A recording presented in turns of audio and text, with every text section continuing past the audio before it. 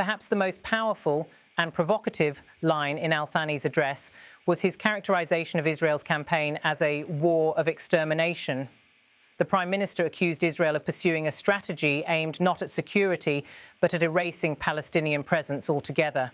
The ongoing war of extermination that our brotherly Palestinian people is being subjected to, and whose aim is to expel them from their land and forcibly displace them from their homeland, will not work, he insisted. By invoking terms that echo genocide and ethnic cleansing, al-Thani positioned Israel's actions within a broader historical and moral context. His choice of words was calculated to shock the conscience of the international community and to mobilize outrage. The description also reflects a growing anger in Arab capitals where Israel's campaign is increasingly viewed as existential rather than tactical. The trigger for this emergency gathering was the Israeli airstrike that targeted Hamas leaders in the Qatari capital. Details of the operation remain murky, but it was widely reported that Israeli aircraft carried out precision strikes against figures deemed critical to Hamas's command structure. Doha has condemned the strike as a flagrant violation of its sovereignty, while Israel has argued that Hamas leaders used Qatar as a safe haven to coordinate attacks. The strike shattered any illusions that the conflict could be contained within Gaza or Israel.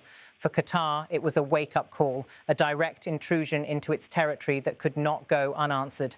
Al-Thani's fiery address reflects both a domestic demand for strong leadership and a broader regional pushback against what is perceived as unchecked Israeli aggression. The Prime Minister's speech also underscores the enduring centrality of the Palestinian question in Arab politics. For years, normalization deals between Israel and certain Arab states, including the Abraham Accords, seemed to sideline Palestine. But the latest escalation has reignited the issue with renewed urgency. Al-Thani reminded his audience that the Palestinian people are not simply victims of circumstance, but of deliberate policies.